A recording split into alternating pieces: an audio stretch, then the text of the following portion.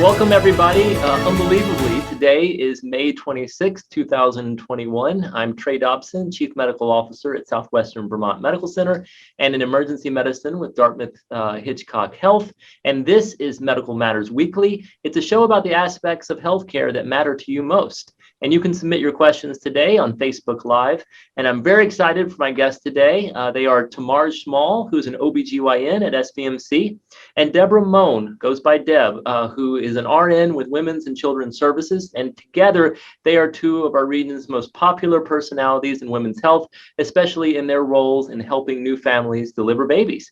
So just a brief introduction. I'll start with Dr. Small. She received her medical degree at the University of California, Los Angeles School of Medicine, and earned a bachelor's in political science from UVM. She also grew up in Bennington, Vermont, which is a neat little tidbit. And she completed her residency in OBGYN at Dartmouth-Hitchcock. And she served in multiple positions at SVMC, from the chair of OBGYN to the president of the medical staff. She's also a clinical assistant professor of OBGYN at Dartmouth Geisel School of Medicine. So we are so excited to have you, Themarge. Hi, Trey. Thanks for having me. This is great to be here. Absolutely. And then Deb Mone received her nursing degree from Columbia Memorial Hospital School of Nursing in Hudson, New York. Where did you grow up, Deb? I grew up right here in the region. I grew up in East Arlington, a little far north from here, but not far. Oh, that's great. So I actually didn't know. So I just learned something. That's super. And you have been at SVMC for 41 years. Is that Correct. right? That's correct. It's fantastic. I'm sure you have a lot to tell us today about every birth that you've been a part of. Have you ever calculated out how many you've been a part of? I've had that question asked so many times. I wish I had. I couldn't even begin to tell you. I know that when I first started here, we had like 750 births a year. We now, like 400, 450. And I know a lot of people that I delivered. Right. Oh, that's great. Yeah. Someday you can calculate that out when you retire. You can spend some time. So she's inpatient obstetric certification from the National Certification Corp. She's been instrumental in caring for families who lose pregnancy. And then has been leading the Sharing to Heal support group. So Deb, welcome. We're excited to have you. Thank you, Trey. All right, we'll start a little bit. Actually, I'll start with you, Deb. So you said you grew up in East Arlington. Tell me a little bit about your early days and then eventually how you ended up here at SVMC. Well, I grew up the oldest of three, the first to go to college. Our extended family was all there. I grew up with my grandparents just down the road and my great-grandparents who lived with them at the time. And I was really fortunate enough to have both sets of grandparents. My father's parents were still alive and did until, the early 70s. I had a real extended family. And I was also had the opportunity of having my grandmother, who retired at 70, take care of my babies until they were toddlers. So wow. I was very, very fortunate growing up in this region. Wow. So no surprise you ended up at SVMC then? No surprise. I had other opportunities, but my family was really important to me and I wanted to stay in the region. I went away for 3 years. I, sowed my oats, so to speak, and I came back and made this my home. Was it your family your family experiences that sort of drew you to nursing? We're talking, I graduated in 77 and 75. They do the whole, what are you going to do when you grow up kind of thing. I knew I always wanted to help people. I liked to teach. I liked to take care of children and babies and older people. So it just seemed to be the natural progression to go to nursing school. And I had some people in my life that were nurses, however, much, much older.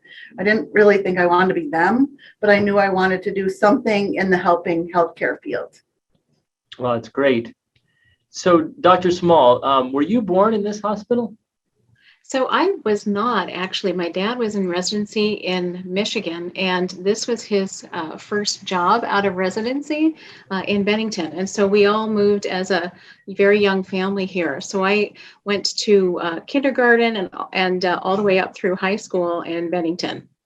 And then was that experience growing up in an OBGYN and an obstetrician gynecologist home, is that what drew you eventually to be an OBGYN?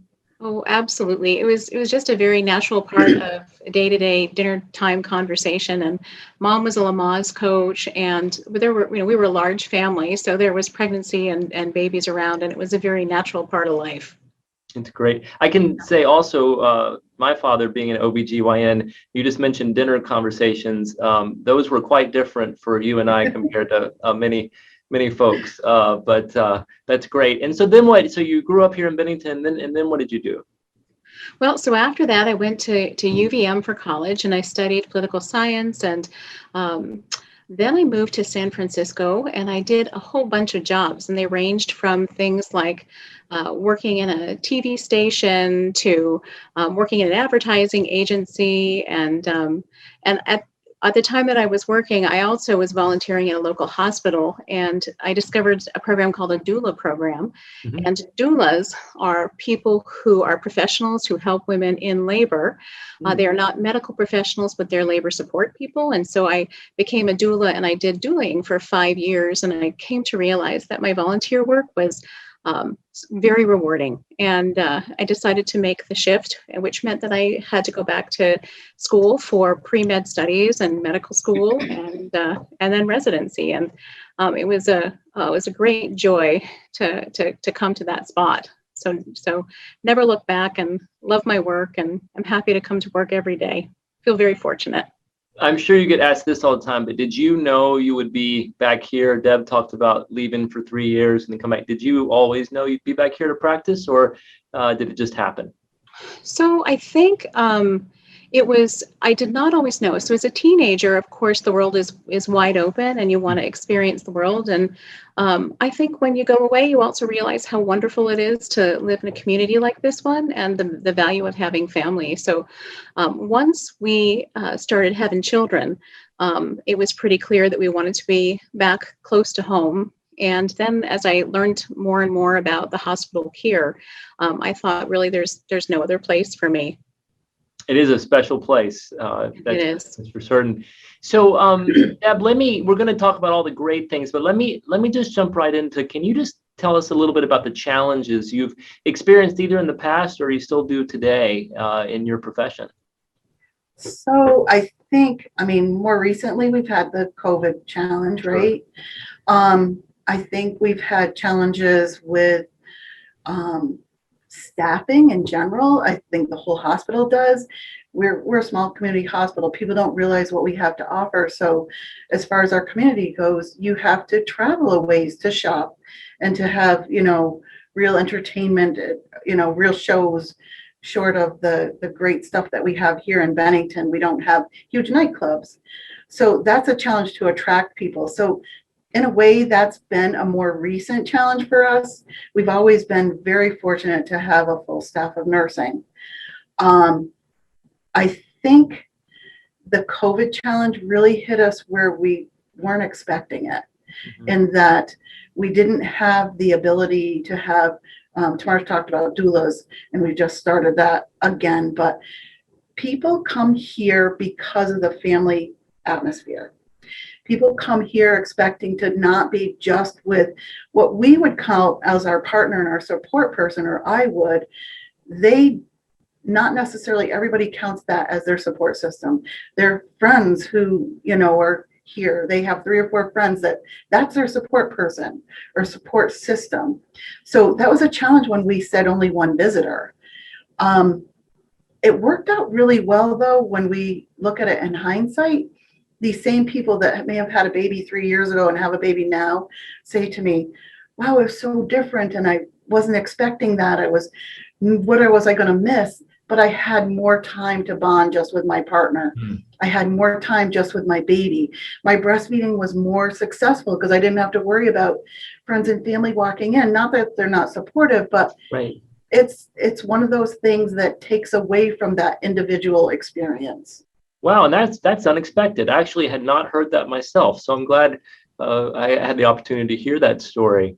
Workforce challenges, that's what you just brought up, and that's sort of the buzzword, and it's talked about around the state in Vermont, especially since we happen to be a state with a decreasing population. And I don't know about you all both, but I struggle with it because some of the things that are needed here to attract people are also the reasons that I came, because they're not here. Traffic being one. I want a nice coffee shop, but not one on every corner.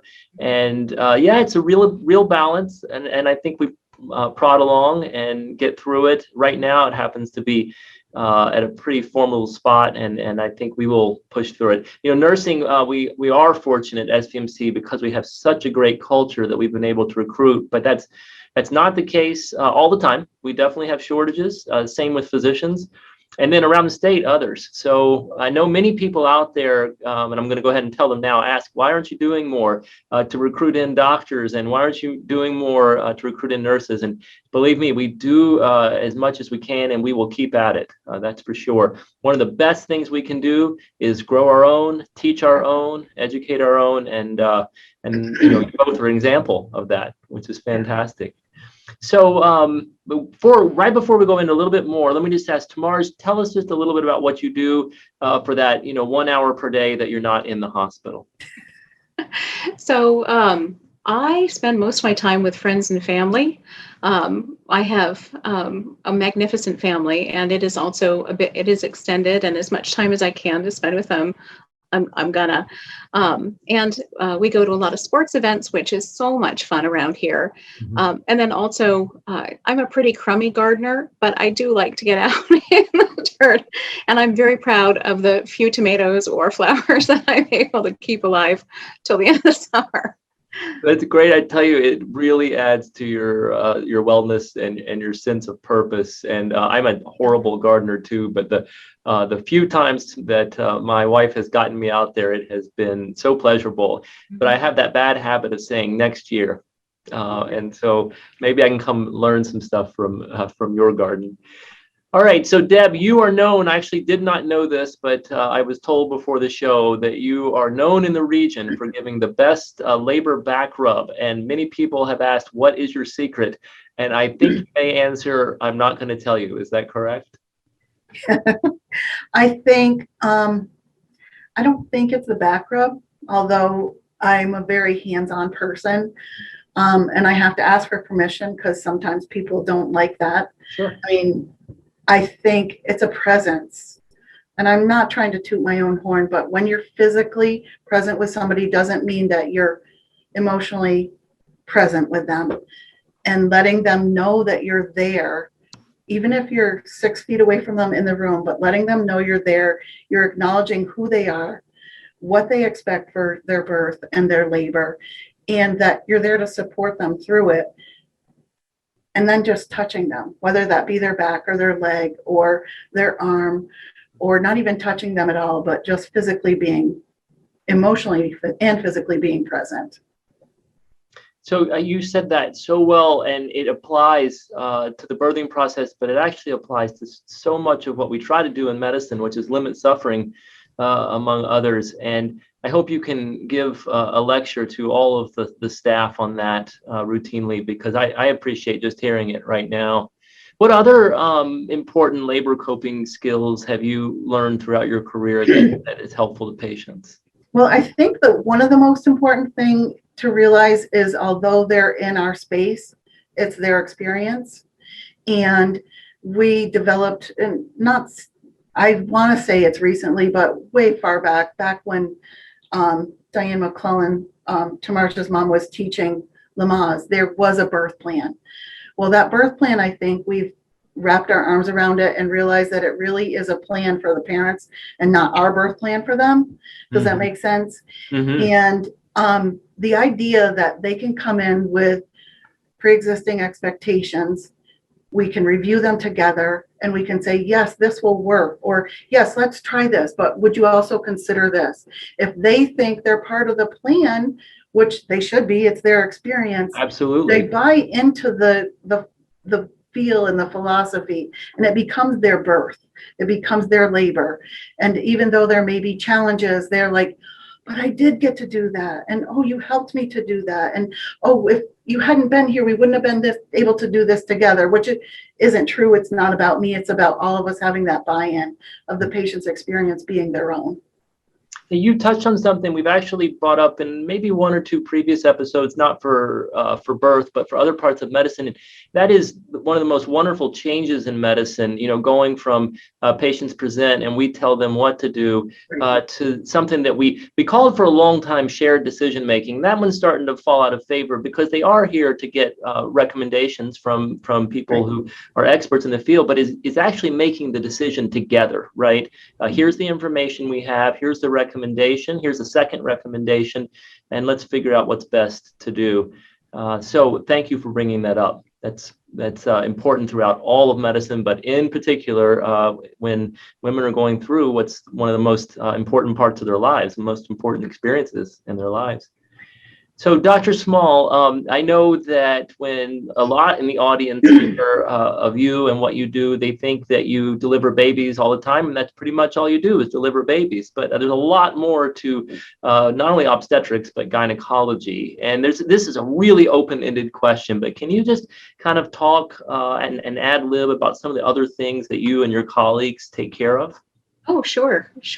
So obstetrics is an important part of what we do for sure, but we are very fortunate to have a broad range of age groups that we treat here, and they include adolescents, and so we might help adolescents who have problems with starting their menstrual periods, and we also help women as they're making the menopausal transition, or occasionally we will find situations which are dangerous for endometrial cancers or other concerning serious life-threatening events. And it's our job to make sure that folks understand what the warning signs are and that they get their proper screenings and intervene when we can.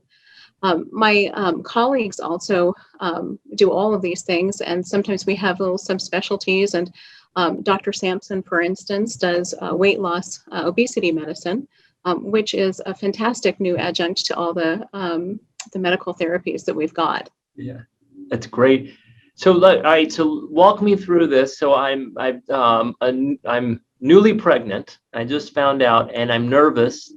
And when I start looking online, it's different today than it was 20 years ago. You just went to the nearest place and whoever they assigned you. But people start, in a sense, shopping around, which we encourage people to look around, obviously, to find the best choice. But we know that SVMC has such a strong program. What can they expect from day one? They find out they're pregnant, and they call and make an appointment with you. What happens after that? Right. So folks will make an appointment, and then our first job is to confirm that there is a healthy pregnancy developing. And then we go on and we have a safe plan of care, which is customized to everyone's medical conditions. We usually do education along the way. And then there's always your interview over at Women's and Children's. We talk about labor management strategies towards the end. And, we're always available. There's always a doctor available and 24/7 for worries or questions, and that's by pager. And and folks, I think, like that they get to know each one of us. So you'll be meeting each one of the OBGYNs, and that's very helpful because then when you come in labor, you know the person who will be helping you during that important transition. Right, and you bring up another change in medicine. Years ago, you stuck with the same obstetrician, but then you may not have that obstetrician on the day of birth, and that can be a little problematic to meet someone for the first time. It usually goes okay, but now that's why they intentionally see all of you if we can get that. Is that correct throughout the whole meeting? Yeah, so that was deliberate when I came here. I made the decision that we would do that, and that was based on my own birth experience, actually.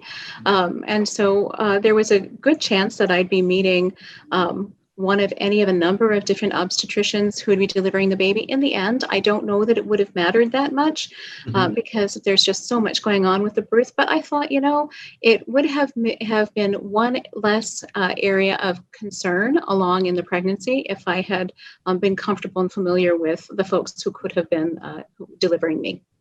Absolutely. One of the things that I talk about a lot and outside of obstetrics, but it would apply to obstetrics, and that is familiarity is what breeds trust. So being familiar with people, you're going to just have that much more trust. And like you said, it probably wouldn't have made a difference in the end. You were going to be working with great people. But anyway, I applaud that approach. I think it's great, and I'm so glad we do it here. And frankly, I think most places have moved towards something similar if they can handle it, in their group. Let's move to COVID-19 vaccine. Themarge, can you talk a little bit about the vaccine and pregnancy? Sure. So, our understanding of the vaccine has evolved a lot over the last few months. I think as a foundation, it is our philosophy of practice that pregnant moms, parents, properly armed with the right information, always make the best decision for their babies, and that they know their medical values better than anybody. At the beginning, we didn't have a lot of data on COVID vaccines and pregnancy, and so the recommendations were fairly cautious. And at the same time, we were also under the, I would say, misunderstanding that COVID maybe wasn't as serious for pregnant women as other respiratory illnesses could be. And over the last year, we've discovered that COVID is actually very dangerous for pregnant women, a lot like other respiratory illnesses. And we've been fortunate to be gathering a lot of good data, mostly retrospective, on the vaccines and pregnancy. And so we have probably at this point over 100,000 registered pregnant patients who have received the COVID vaccine, and we have a number of completed pregnancies. Most of them, they did receive their vaccine in the third trimester, so most of the data is on that. But what we're seeing is that the vaccine is well tolerated in pregnancy, and it is not causing any concerning findings either in the pregnant mom or in the developing baby in terms of birth defects or early birth or some of the other concerns that you might see online. And so, so happily, we're finding that the vaccines are safe, which is what we expected based on the mechanism of the vaccine, and that they are also very effective. And one of the sort of fun facts about this vaccine is that we're finding that it does concentrate and cross into the placenta and the breast milk. And the data are still being sorted out, but there are some studies that suggest that the concentration of antibodies for the baby, either in the cord blood or in the breast milk, are just as high as they are in the mom, or maybe even a little bit higher. And so the babies are also protected by the maternal vaccines. That's great. You highlighted three key points there. Personal choice, highly effective vaccine at a very dangerous disease, and then a safe vaccine. So those three things sort of come together. And for those in the audience who actually may be in this exact position now, pregnant, trying to decide what to do, you can speak with Dr. Small, with Deb, and with all of their colleagues. And then you can receive that vaccine right here on campus. Right now, it's being done in our Express Care, which is just a walk away from the OBGYN office. Eventually, when single dose vials come out, we'll be able to have them in more places, but it's very convenient. It's now all walk-in. You don't have to schedule weeks out in advance. You can make that decision and get the vaccine, which is a huge benefit and a huge leap. As our state approaches 80%, unbelievable. I read that. 80% of eligible people. So what that means is 12 and above have received their first dose. So Deb, tell us something that, and you might have to think about this, but that has changed in the 40 years you've been here for the better, or what you think is a great advancement here. And that could be anything from equipment to providers to team approach. What do you think? Well, I think physically it's changed huge. I mean, we used to have 3 little cubicle labor rooms. You transferred when you were actively laboring and ready to push into a delivery room. You went back to the labor room, then you went to postpartum. That's a huge change. Mothers got to see their babies for feeding. Then they went to the nursery. They got to go to a viewing window from 2 to 3 in the afternoon and 7 to 8 at night, so people could come in and see their newborns. So that's huge. I think the partnership and the mutual respect between nursing and providers is probably the most huge thing ever. I mean, when I started obstetrics, when I started my career, you came into a room, a physician or a provider came into the room, and you stood up and you went into the back of the room and they sat down and they dictated this. There was no question. There was no collegial discussion about patient care. That was huge. That's so huge now. I feel like the science behind it, the education that nursing has, the education that providers have, and the collaboration between the disciplines, as well as all those other people that we use, the social services and physical therapy and respiratory therapy, that we collaborate so much more and that we respect each other's disciplines. Oh, yeah. And it's actually just more joyful to practice medicine in that way, right? We're doing the right thing. And, you know, something struck me that you said it used to be a lot smaller, but earlier you also said there used to be more births. So we were doing 700 births in 3 rooms compared to 450 and what do we have, 8 now? Is that how many we have? Yeah. So great. All right, so we're going to finish up with one last question for each of you or for one of you, and just tell us about something that's the most memorable or uplifting story you've had in your career. And this is sort of a tough one. Some people have something specific that comes to mind, and others just think about a trend or anything they've seen. Themarge. I always get people on this one. Sorry. So there are so many stories, and it's hard to know where to begin. I've got like 8 actually really awesome stories, but here's one really fun one that I think only happens in really wonderful tight-knit communities like this one. So when I was very early on, I came in on call to deliver a young woman who I had not met. She was a patient of another practice, and she was there with her mother and her grandmother. And I came and I introduced myself, and they all looked a little disappointed. And I said, "Is there something that I'm missing?" And the young girl looked at her, the young mom looked at her own mother, who looked at the grandmother, and the mother in the middle said, "Well, so we were kind of hoping that it would be Dr. McClellan, because he delivered me and he delivered her," pointing to the young mom. And so I paused for a moment, and then I left the room and I checked with Dr. McClellan, and I said, "Can you come on in?" And so he came on in and he delivered the young mother's daughter. And so there were 4 generations of women who had all been taken care of by the same OBGYN. Wow, so that was fun. And was Deb there too? Were you involved in all of that? She might have been. Oh, all right. Well, we are out of time. Thanks everyone for joining us today on Medical Matters Weekly. It's been so much fun. I'd like to thank our guest, Dr. Themarge Small of SVMC, and Deb Mone of SVMC Women's and Children's Services, and as well as Mike Cutler from CAT TV, Ray Smith from Southwestern Vermont Healthcare, and Ashley Jowett from Southwestern Vermont Healthcare. Next week, we will have Dr. Emma Weibskoff from SVMC Neurology. So if you want to get together and get some neurology questions going, you can send those to our email address, wellness@svhealthcare.org.